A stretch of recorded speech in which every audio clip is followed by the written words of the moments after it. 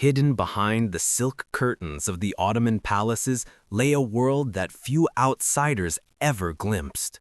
A world of beauty and fear, of luxury and control, of women who could make or unmake an empire. But what if the Ottoman harem wasn't just a chamber of pleasure and jealousy as so many stories have claimed? What if it was, in truth, a political engine, a hidden government that shaped wars, sultans, and the destiny of millions? For centuries, travelers, spies, and scholars tried to uncover what happened inside those secretive walls of Topkapi Palace, where hundreds of women lived, bound not by chains, but by invisible rules of power, loyalty, and intrigue. The word harem itself, from the Arabic haram, meaning forbidden or sacred, suggests that this was not merely a household. It was a sanctum, a sacred inner world where politics and passion intertwined in ways the outside world could barely imagine. And yet, most of what we know today about the harems comes from Western travelers, sensational novels and distorted paintings, exotic fantasies more than historical truth. The real story of the Ottoman harem is far more complex and far more human. This is not a story about lust. It is a story about survival, about women who learned to rule empires from behind veiled screens, and about the forbidden knowledge they carried in medicine, art, and even mysticism. Tonight, we enter the shadowed halls of the Ottoman palace, where every whisper could be a weapon, every smile could mean death, and every secret could change the fate of an empire. Now, let's step back in time and uncover the historical and archaeological truth behind the forbidden world of the Ottoman harems. To understand the secrets of the Ottoman harems, we must first step into the world that created them, a civilization that once ruled over 3 continents and spanned more than 6 centuries. The Ottoman Empire, founded around 1299 by Osman I, rose from the ashes of the Seljuk Turks and expanded through Anatolia, the Balkans, North Africa, and the Middle East. By the 16th century, under the rule of Sultan Suleiman the Magnificent, it had become one of the most powerful empires in the world, a fusion of military might, architectural genius, and cultural sophistication. Yet, behind the grandeur of the empire's public life, there existed a hidden empire within the empire, the imperial harem, Harem-i-Humayun, located inside the Topkapi Palace in Istanbul. This was not merely a space of domesticity or sensuality, as many 19th century Orientalist painters imagined. Rather, it was the spiritual and political heart of the Ottoman dynasty, guarded fiercely from the outside world. The architecture of power. Archaeological studies and restoration projects in the 20th century revealed that the Topkapi harem was a vast labyrinth of over 300 rooms, a network of corridors, courtyards, and chambers connected by iron doors and guarded gates. Its very layout symbolized the Ottoman cosmos, order, hierarchy, and sacred separation. At its center lay the apartments of the Valide Sultan, the Sultan's mother, the most powerful woman in the empire. Her chamber was situated between the Sultan's private quarters and those of the concubines, signifying her role as the axis of the palace's hidden world. The harem was not designed as a prison, it was a fortress of influence, a temple of lineage. Within its walls, women were educated, disciplined, and prepared not just to serve, but to shape the destiny of the dynasty. Origins of the harem system. The idea of a royal harem predates the Ottomans. Archaeological evidence and historical texts from ancient Mesopotamia, Persia, and Byzantium describe similar institutions, secluded quarters for the ruler's wives, concubines, and attendants. But the Ottomans transformed this ancient concept into something far more sophisticated, a mechanism of imperial stability. Every woman who entered the harem, often through tribute, alliance, or the slave markets of Circassia, the Caucasus, or the Balkans, underwent rigorous education. They learned Turkish, Arabic, and Persian, studied poetry, music, embroidery, and in some cases diplomacy. The most talented could rise through the ranks, from odalisque or attendant to concubine to favorite, and ultimately to Haseki Sultan, the sultan's chosen consort. But it was the Valide Sultan, the sultan's mother, who reigned supreme. Once her son ascended to the throne, she became the de facto matriarch of the empire, often exercising political power that rivaled ministers and generals. Women who ruled from the shadows. From historical documents and palace records, several figures emerge, women whose stories illuminate the hidden dynamics of Ottoman power. Hürrem Sultan, Roxelana, perhaps the most famous of them all, began as a captured slave from what is now Ukraine. Through intelligence and charm, she became Suleiman the Magnificent's legal wife, an unprecedented act in Ottoman history. Her letters, preserved in archives, reveal a keen political mind. She influenced foreign policy, charitable works, and the succession of her sons. Kösem Sultan, another legendary figure, reigned as Valide Sultan through the reigns of multiple sultans, her sons and grandsons. Chroniclers describe her as both a patron of art and architecture and a ruthless strategist who orchestrated political purges to preserve the dynasty's power.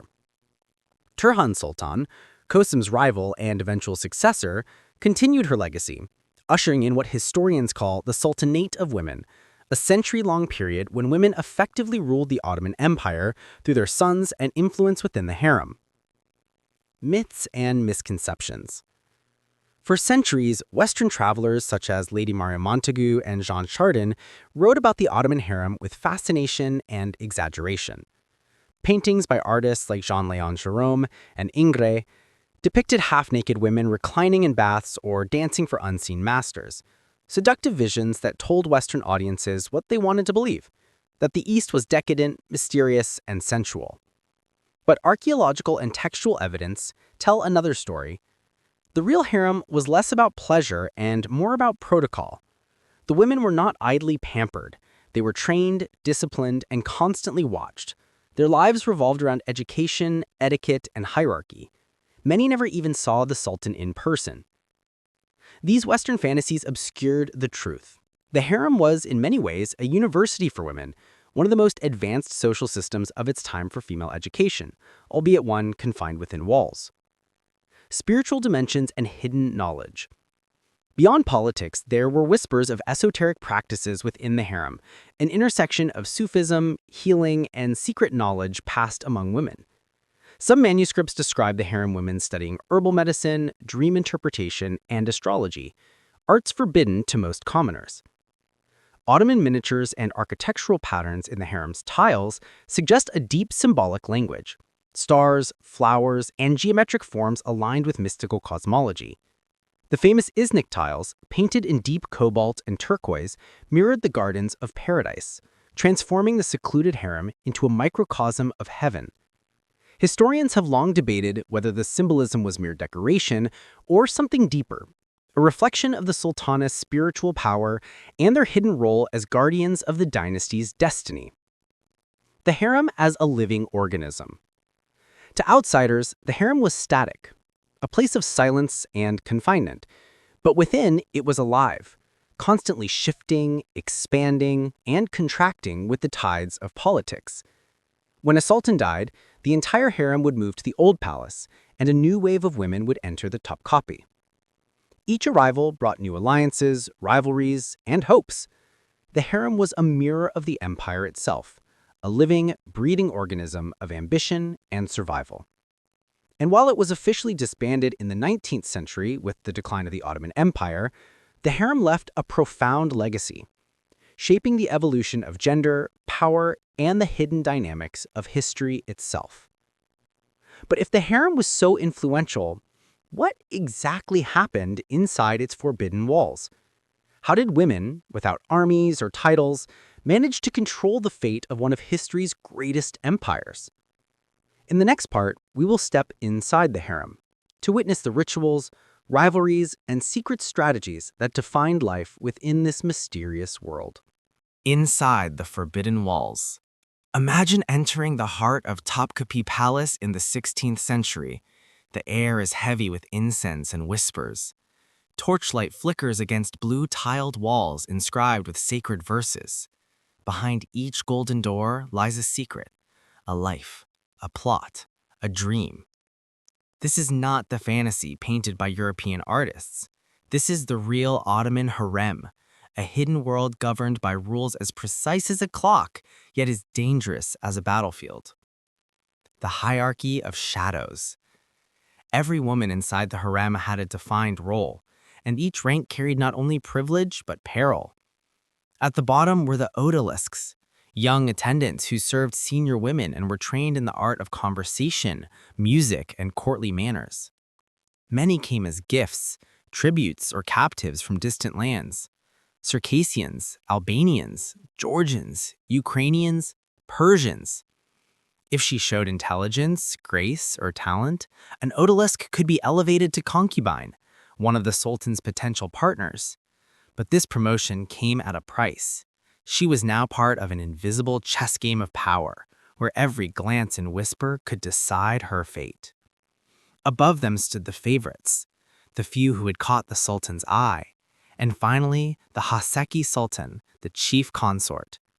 At the pinnacle was the Valide Sultan, the sultan's mother, whose influence extended over ministers, pashas, and even the sultan himself. Inside these walls, women without armies commanded generals. Women without crowns ruled the empire, and every secret was worth a kingdom. A day inside the harem. The harem followed a rhythm, part ritual, part performance. At dawn, the first call to prayer echoed from the mosques outside the palace. Servants moved silently, preparing scented water for the morning ablutions. The women prayed, then attended to their studies, reciting poetry, memorizing verses of the Quran, practicing music, or learning embroidery. Education was not merely decorative, it was strategic. Those who could read and write might one day correspond with diplomats or draft letters on behalf of the sultan. Those who understood politics could influence decisions through subtle advice whispered at night. Every evening, the harem came alive with sound, music from the ney, reed flute, laughter, and the scent of jasmine oil. But behind the laughter was calculation. Every gesture was a message, every word a weapon. The ritual of selection. Contrary to popular myth, the sultan did not indulge in random pleasures. The night of selection was a ritual, governed by ceremony, purity, and symbolism. A woman chosen to spend the night with the sultan was bathed, perfumed, and dressed by her attendants. She was led through candlelit corridors by eunuchs, their faces expressionless, their loyalty absolute. If she pleased the sultan, she might be summoned again. If she bore him a son, her fate transformed forever. She became a Khadin, a mother of a potential heir. And from that moment, she entered the most dangerous game of all, the War of Succession. Because in the Ottoman system, there could be only one sultan, and tradition dictated that all potential rivals, even brothers, must die when one ascended the throne. Thus, the harem was not a sanctuary of love. It was a cradle of death. Behind the silk curtains, every birth carried both hope and doom. Eunuchs, the silent guardians. Guarding this delicate world were the eunuchs, men castrated in childhood and trained to serve with unwavering loyalty. They were divided into two main groups: white eunuchs, who served the sultan directly; black eunuchs, mostly from East Africa, who guarded the harem itself. At their head stood the chief black eunuch, Kislar Agassi, one of the most powerful figures in the empire. He was the bridge between the sultan and the harem, controlling information, correspondence, and movement. No message reached the sultan without passing through his hands. Some historians describe him as the gatekeeper of secrets, others as the shadow vizier. In many ways, he was both. Intrigues and betrayals. Life in the harem was an endless dance of alliances and rivalries. A single rumor could end a life. A single alliance could elevate a slave to royalty. Historians recount the rivalry between Mahidevran Sultan and Hürrem Sultan, both beloved of Suleiman the Magnificent. Their conflict was not mere jealousy. It was a political struggle. The winner's son would inherit the throne. Letters preserved in archives hint at manipulation, accusations, and even poisonings. The Valide Sultan often acted as judge, balancing the fates of hundreds of women. Punishments were swift: exile to the old palace for the disgraced, strangulation by silk cord for the treacherous. Yet even in disgrace, the women carried secrets of the empire that no man dared to speak aloud. A network of influence. Outside the palace, the harem's influence extended into the empire's veins, through marriages, charity, and art. The sultanas funded mosques, schools, and hospitals across Istanbul and beyond. Their architectural patronage was not only piety, but power, a way to immortalize their names in marble and tile. The famous Haseki Hürrem Mosque, designed by the imperial architect Mimar Sinan, still stands as a testament to this legacy. Every brick whispers of a woman who rose from slavery to become a queen of the world's mightiest empire. Even foreign ambassadors, aware of the harem's unseen power, often sought to win favor with the women rather than the men of court. A jewel gifted to the Valide Sultan could open more doors than a treaty with a vizier. The art of survival. In the end, survival inside the harem depended not on beauty, but on intelligence. Women learned to read the sultan's moods, the eunuchs' silences, the politics of the court. They became masters of emotional intelligence centuries before the term existed. In this silent empire of veils and shadows, knowledge was the ultimate weapon. It was said that a woman who mastered the art of survival in the harem could rule any world because she'd already faced the most dangerous, one filled with silent enemies, invisible rules, and hearts that could kill as easily as they loved. The Ottoman harem was thus both prison and palace, sanctuary and battlefield, a paradox at the core of a civilization that changed history. But as we will see next, its influence did not remain confined within the palace walls. It shaped the course of Ottoman politics, inspired rebellions, and even affected the destiny of empires abroad. The forbidden world of the harem was not just about the women who lived within it, it was about the world they quietly ruled. The empire behind the veil. To truly grasp the magnitude of the Ottoman harem, we must look beyond the shimmering silks and whispered intrigues. The harem was not an isolated dream. It was a parallel government, a shadow empire operating behind the veil of modesty and tradition. Its influence could reach the front lines of war, the highest councils of state, and even the courts of foreign kings. From these hidden chambers, some of history's most consequential decisions were made, not with swords, but with letters, gifts, and a quiet word whispered at the right moment. The Sultanate of Women, a hidden golden age.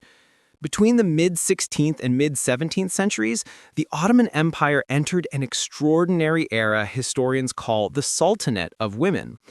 During this time, imperial mothers and consorts, especially the Valide Sultans, became the most powerful political figures in the realm.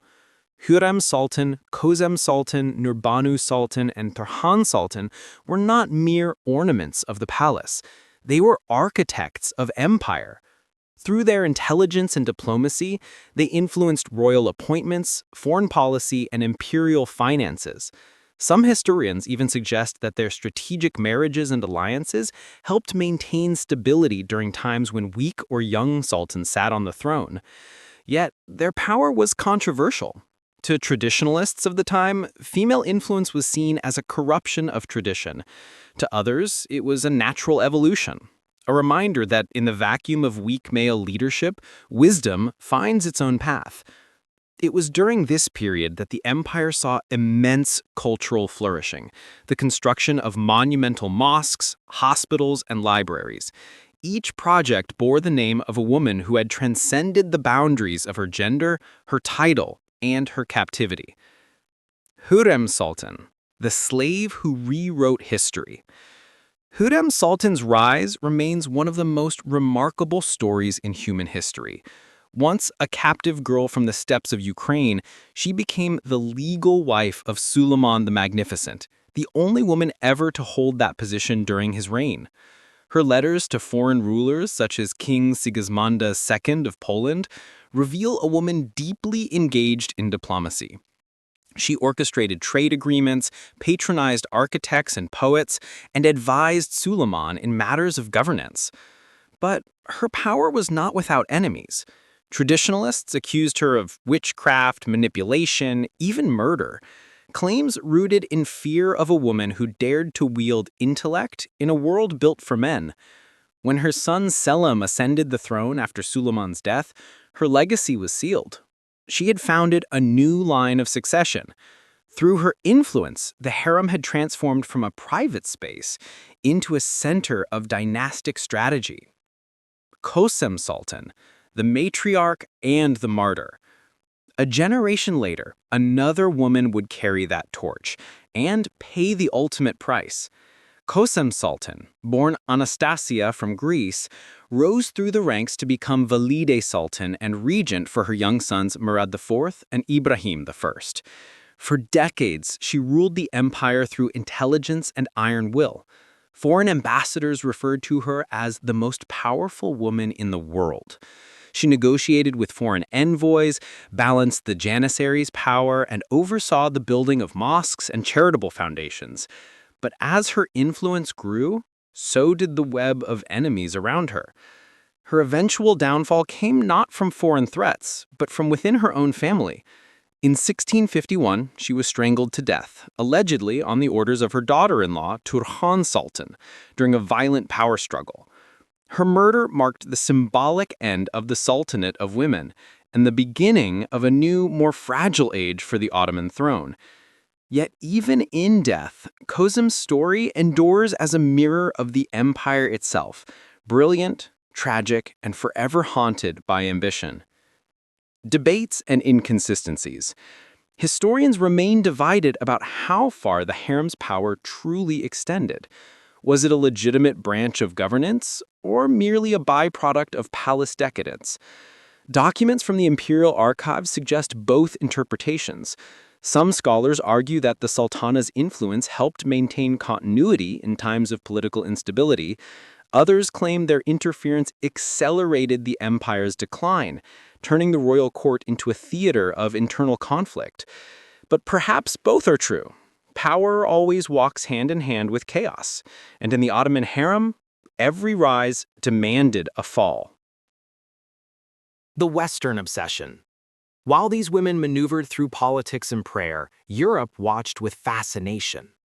To the west, the Ottoman harem became a symbol of the exotic East, mysterious, sensual, and terrifyingly powerful. European travelers filled their journals with wild speculation. Painters like Ingres, Delacroix, and Gérôme romanticized the harem as a place of erotic fantasy, not political sophistication. They could not accept that within those veiled chambers, women might actually rule. This distortion became a convenient mirror, reflecting Europe's own anxieties about power, sexuality, and gender roles. By turning the harem into fantasy, the West could contain its fear of what it truly represented: female agency in a patriarchal empire. The decline of the Forbidden World. By the 18th and 19th centuries, the Ottoman Empire began to weaken under pressure from internal corruption and European expansion. The modernization reforms known as the Tanzimat sought to westernize the state and, in doing so, dismantled the old institutions of power, including the harem. Topkapi Palace itself was gradually abandoned as the royal family moved to the Dolmabahce Palace, built in a European style. The old harem became a relic, its corridors silent, its chambers emptied of laughter, schemes, and prayers. When the Ottoman Empire finally collapsed after World War I, the Republic of Turkey abolished the Sultanate altogether. The last remnants of the harem system disappeared into history, leaving behind only myths, ruins, and unanswered questions. Even today, historians and archaeologists continue to study the surviving letters, artifacts, and architecture of the Ottoman harems, but many mysteries remain unsolved.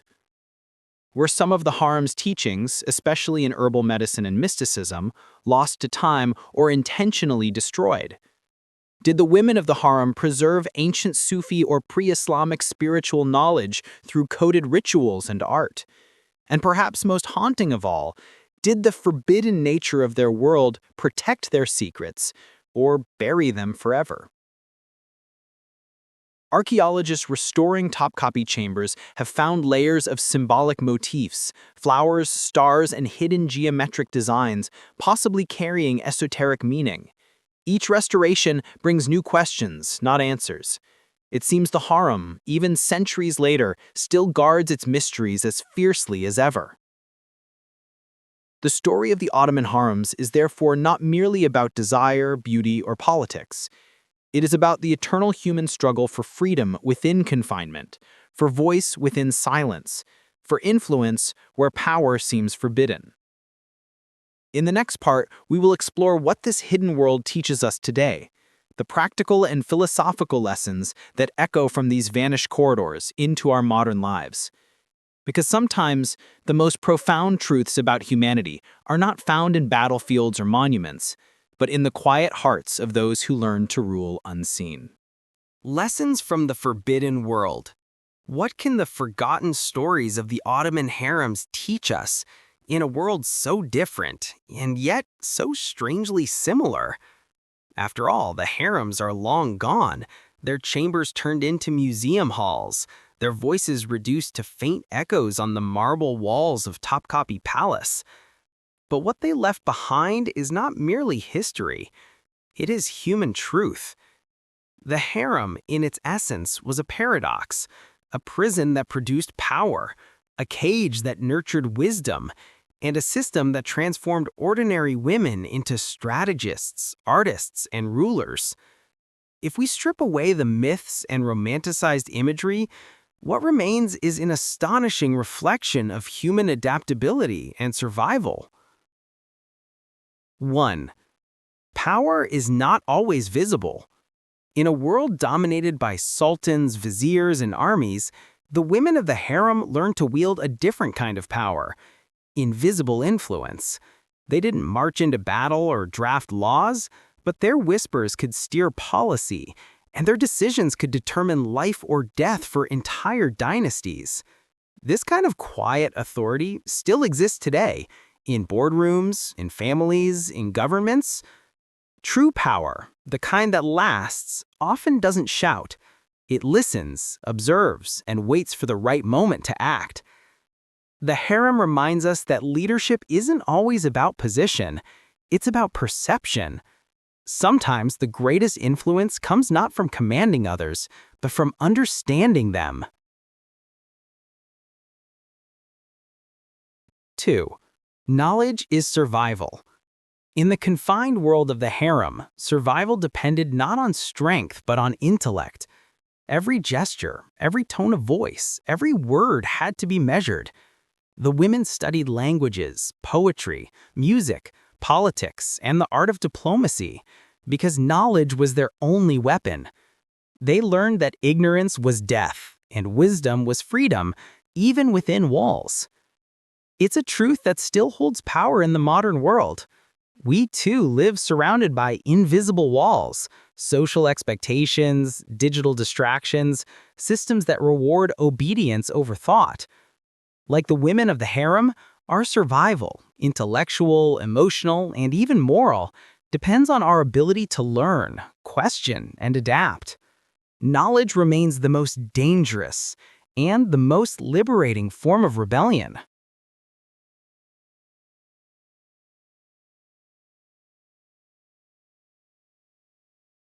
3. The mask of confinement. At first glance, the harem seems like the ultimate symbol of confinement, women locked away, stripped of choice. And in many ways it was. But within that limitation, some women found profound meaning, artistry, and strength. This reveals an uncomfortable truth about human nature. Even in the harshest conditions, we create purpose.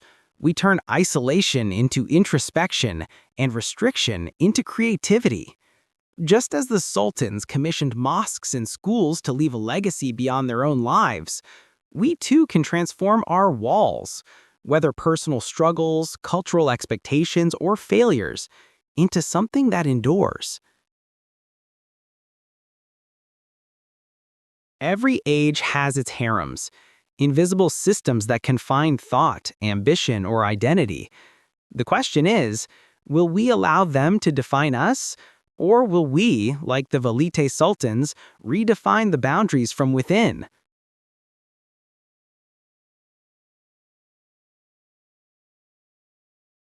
4. The feminine principle.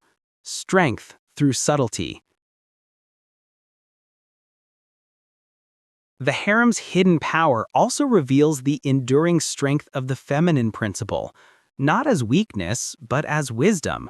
While empires around them rose and fell through force, the women of the harem shaped history through empathy, foresight, and balance. This feminine intelligence, intuitive, emotional, diplomatic, has been undervalued for centuries. Yet in an age of increasing division and technological coldness, it may be precisely what humanity needs most. Through patience and subtlety, they achieved what violence could not: stability, continuity, and the preservation of culture. Their strength was not in domination, but in endurance, the quiet, persistent kind that survives every storm. 5. The mirror of modern power. If we look closely, the Ottoman harem mirrors our modern systems more than we might like to admit. Behind every political figure, every empire, every corporation, there are unseen forces, advisors, influencers, algorithms, and networks that shape outcomes quietly, behind the veil.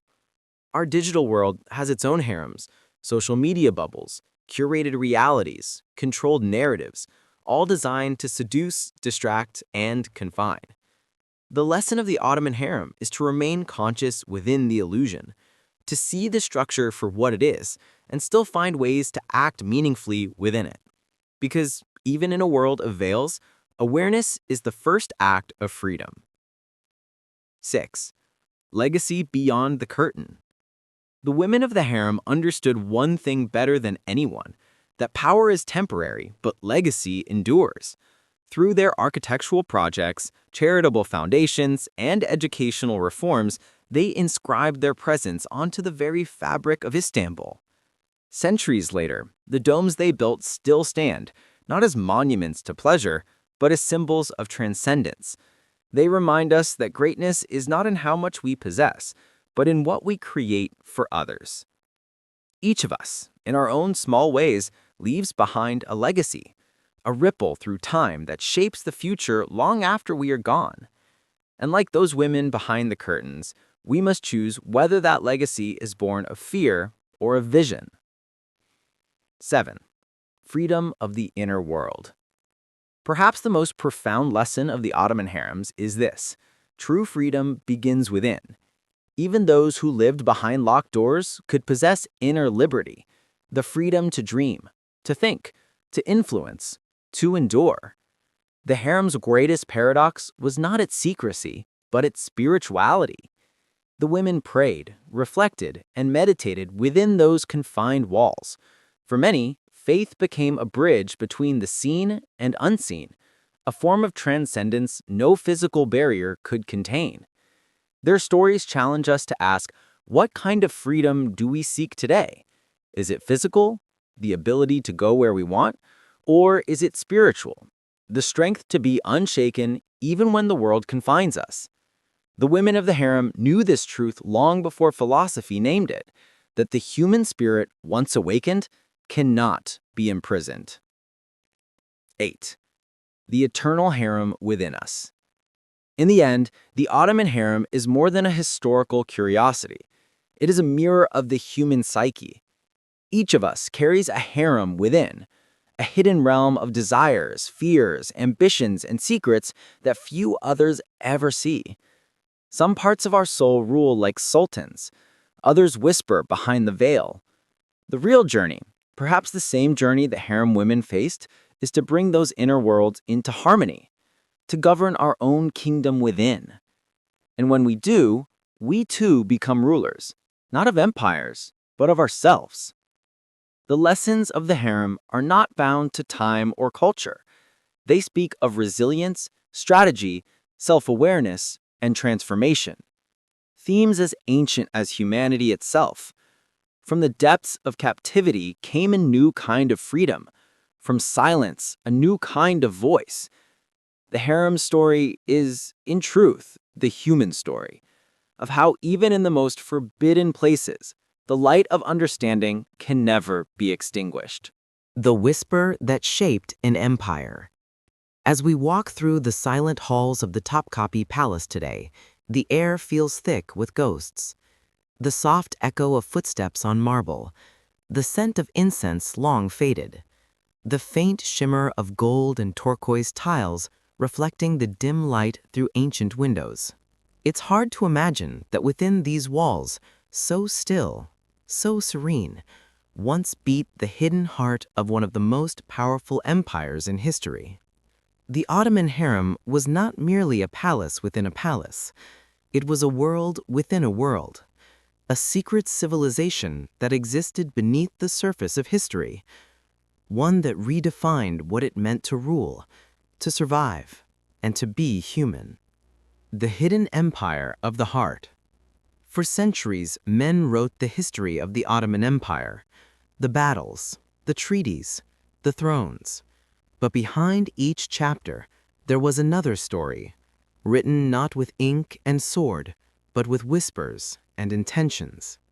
It was written by women who had no armies, yet commanded soldiers. Women who never stepped onto the battlefield, yet determined who lived and who died. Women whose names were hidden, yet whose influence shaped the fate of millions. They taught the world a subtle truth, that empires are not only built by those who stand in the light, but also by those who move unseen in the shadows, weaving destiny from silence. The eternal mystery. Even now, after centuries of research, archaeology, and speculation, the Ottoman harem remains shrouded in mystery. We can study its architecture, decode its letters, and reconstruct its hierarchy, yet the essence of its power eludes us. Perhaps that's the point. The harem was never meant to be understood in the way we understand politics or war. It was a secret architecture of emotion, a system built not on force, but on influence, not on domination, but on mastery of the unseen. And maybe that's why it continues to fascinate us today. Because deep down we recognize something timeless within it, the same patterns that govern our modern world, hidden hierarchies, silent negotiations, and the eternal dance between freedom and control. Echoes in the modern world. In every age, there are harems, spaces where truth is obscured, where the few control the many, where power wears a mask of beauty or benevolence. They might not have marble walls or golden gates, but their essence remains. Systems built to confine, seduce, or manipulate. The question is, can we see through the veil? Can we recognize when our own minds, like the women of the harem, are living within invisible walls built by culture, technology, or fear? The lesson of the Ottoman harem is not merely historical. It is psychological. It reminds us that power and freedom are never given. They are taken, shaped, and guarded by awareness. And that the most important revolution begins not in the palace, but in the heart. The final reflection. In the end, the harem story is not about gender or empire. It is about humanity. About how people, trapped in impossible circumstances, still found ways to create meaning, express love, and leave legacies that outlasted kings.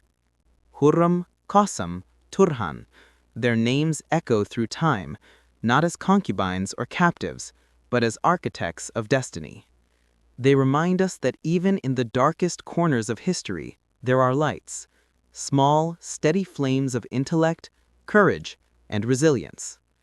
And perhaps that is the forbidden secret after all, that true power is not in ruling others, but in mastering oneself, that the most beautiful freedom is not found in open fields, but in the soul that refuses to bow, even when the walls close in. A question that endures.